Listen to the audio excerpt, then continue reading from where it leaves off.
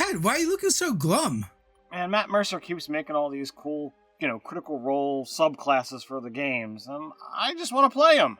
Don't worry, Ted. D&D Beyond has got you covered. You mean we could talk about the new 5e subclass, Monk, Way of the Cobalt Soul? We sure can.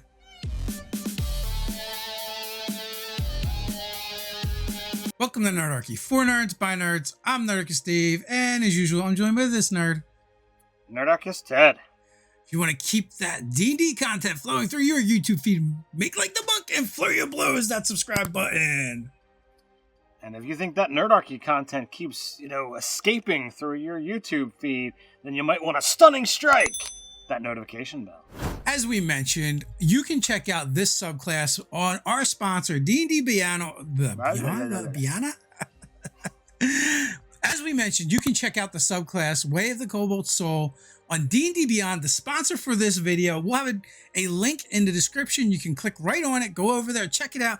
You can play the Critical Role content right in your own game from D&D Beyond for free. All right, so we're going to dive right in. The Way of the Cobalt Soul is unofficial material, but I mean, if you're like myself and a big fan of Critical Role, you probably don't mind that it's, unofficial, content. But it's definitely... If it's good enough for Matt Mercer, it's good enough for me. So, driven by the pursuit of knowledge and their worship of the knowing mentor, the archives of the Cobalt Soul stand as some of the most well-respected and most heavily guarded repositories of tomes, history, and information across Exandria. Here, young people seeking the clarity of truth and the strength of knowledge pledge to learn the arts of seeking enlightenment by understanding the world around them and mastering the techniques to defend it. To become a Cobalt Soul is to give oneself to the quest for unveiling life's mysteries, bringing light to the secrets of the dark, and guarding the most powerful and dangerous truths from those who would seek to perverse the sanctity of civilization. The monks of the Cobalt Soul are the embodiment of the phrase, know your enemy. Through research, they prepare themselves against the ever-coming tides of evil. Through careful training, they have learned to punctuate and manipulate the spiritual flow of an opponent's body. Through understanding the secrets of their foe, they can adapt and surmount them. Then, once the fight is done, they learn to record their findings for the future generations of monks to study from. All right, so starting at 3rd level, we can take our monastic tradition of Way of the Cobalt Soul. We get extract aspects. Beginning at 3rd level, when choosing the tradition, you can strike pressure points to extract crucial information about your foe, granting you insight about their combat ability. Whenever you hit a creature with one of the attacks granted by flurry of blows, you mark them with as analyzed. Whenever an analyzed creature misses you with an attack, you can immediately use your reaction to make an unarmed melee attack against that creature. The benefit lasts until you finish a short or long rest. In addition, you can learn the following attributes about the target: damage, vulnerabilities, damage resistances, damage immunities, and condition immunities. So this is cool. Like, you hit somebody with this, they've got it for a while. It's hard to get rid of, and being able to get that extra attack when as a reaction whenever they miss you is super cool. I'm really digging this ability, and it's tied to your flurry of blows, so no extra key point cost, which is really good for the monk. Absolutely. Getting that ability to gather this information, especially if you're fighting a foe where you're going to fight more and more of them as the campaign goes on. A lot of times you'll find if you go into a dungeon and it's a whole bunch of this style creature. All right, the next time you fight them, or heck, during that battle, shout out, don't use fire, or make sure you use lightning. It's super helpful. And maybe you are secretive and you find a way to let your allies know of what to use without your enemies actually figuring out that you figured it out. I like the idea that we're adding this mark as well in the game, analyzed, which is just fun and cool for this particular subclass. So at 6th level, you're going to get Extort Truth. You can hit a hidden cluster of nerves on a creature with precision, temporarily causing them to become mentally malleable. If you hit a creature with an unarmed attack, you can spend 1 key point to force them to make a charisma saving throw. On a failed save, the creature is unable to speak a deliberate lie, and all charisma checks directed at the creature are made with advantage for up to 10 minutes. You know if they succeed or failed on their saving throw. An affected creature is aware of the effect and can thus avoid answering questions to which they would normally respond with a lie. Such a creature can be evasive in its answering as long as the effect lasts.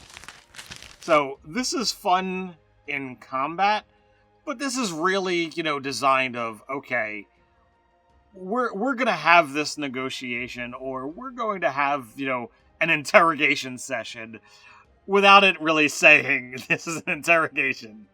Yeah, actually, I don't think it's really much of a combat ability at all. I think it's meant to be used in the social pillar, but it's really only accurate. I mean, it's only really applicable in that, interrogation sense, because I don't think you can open up diplomatic communications with a punch to the face. I mean, I don't know. It's a hidden cluster. I don't know if it actually resides in the face or not. But, generally, if you strike them, unless you're a Jedi undergoing, aggressive negotiations, it generally does not work out very well. Well, Spock might tell you, it's at where the neck meets the shoulders. Yeah. So, but then again, that might be a different spot. Yeah. So, we also at 6th level we get another ability. We get mystical irradiation. Probably saying that right or wrong. I mean, because I can't talk. But beginning at 6th level, you undergo extensive training with the Cobalt Soul, teaching you extensively in history or lore from the monastery's collective volumes. You learn one language of your choice, and you gain proficiency one of the following skills of your choice: Arcana, History, Investigation, Nature, and Religion. If you already have proficiency in one of the listed skills, you can instead choose to double your proficiency bonus for any ability check you make using that proficiency. So it basically gives you like an expertise with it. Without calling it such. You gain an additional language and an additional skill proficiency from the above list, with the ability to double the bonus of an existing proficiency from the list at 11th and 17th. So we're going to get this at 6th, 11th, 17th, extra language, extra skill, or doubling our proficiency in a skill we already have that is on this list. Super cool. It goes right along with what this monastic tradition does. It makes sense. So it's a cool ability. And if you look at it, it's literally all of the intelligence-based skills. So for the subclass that is designed for collecting knowledge and becoming smarter, it absolutely makes sense. I totally dig this, and the fact that you can, just continue to gain more knowledge as you gain levels. I love it. I think it's fantastic. But at 11th level, we also get Mind of Mercury. You've honed your awareness and reflexes through mental aptitude and pattern recognition. Once per turn, if you've already taken your reaction, you can spend a key point to take an additional reaction. This is super strong. This is a powerful ability.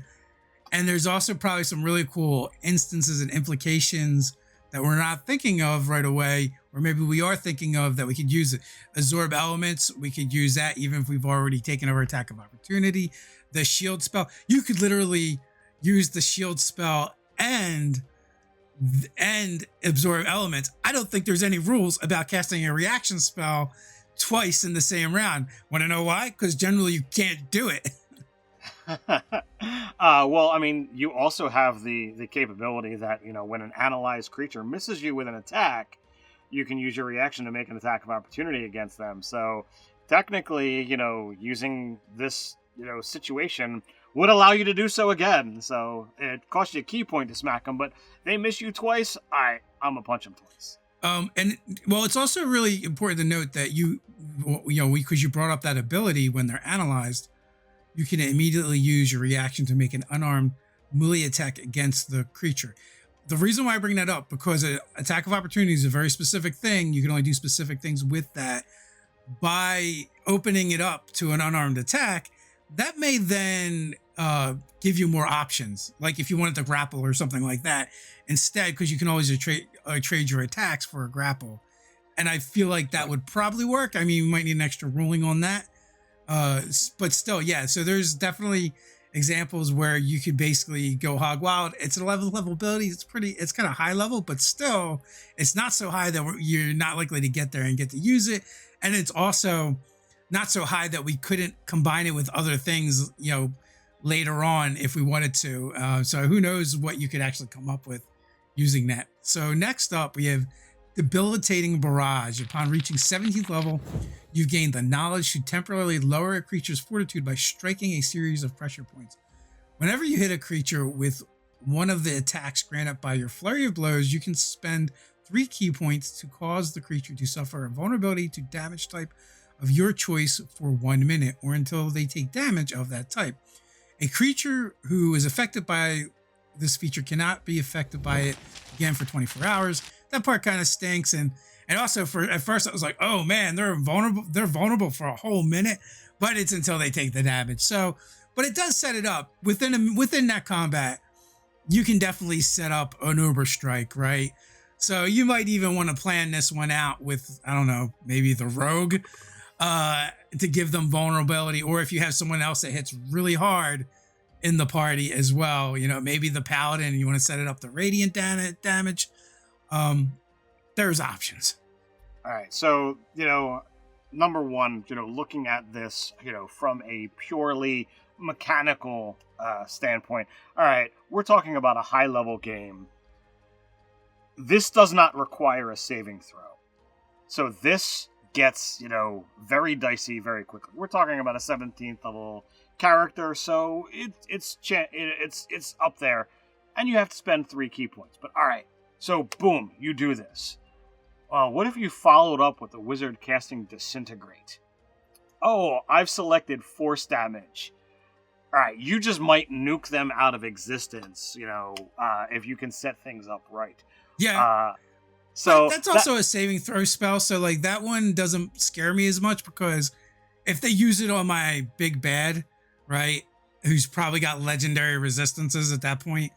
That's true. All right, so that one is a save or suck spell. Yeah. But you see what I'm getting at. Yeah. You definitely can go and pick, what you have set up. And there is definitely table talk around these kinds of abilities.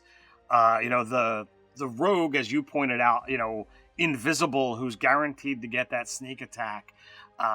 If you manage to have this set up with, oh, I'm invisible, I've got alert, I go really fast in initiative, I punch and I hit with this ability. The rogue then is an assassin and does a sneak attack. Oh, now you're taking double damage from my assassinate, and you've got vulnerability to piercing damage. This is your, beyond rogue fireball. This is your rogue meteor swarm. You can definitely see a lot of powerful combinations going off with this. So I'm excited to see what things transpire when Critical Role gets to 17th level. Yeah, I mean, again, it's a super high level ability, so there's definitely some disgusting things that could be set up when players start talking and thinking about it. There's definitely on the spell list, there's definitely some spells that would be pretty brutal with this combination. Anytime you can think about getting off the damage combos. Yeah, I'm stumbling over my words as I think of the combos as we go over the ability, and there's other ways of doing it as well. So, with that, what do you guys think? Would you allow this in your game? I'm kind of digging it. I would allow it. You want more Critical Role content? Over here, we're talking about Paladin Oath of the Open Sea. Speaking of new content, we make 5e content every month over on Patreon.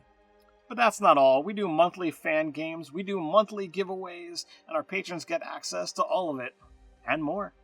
So until next time, stay nerdy.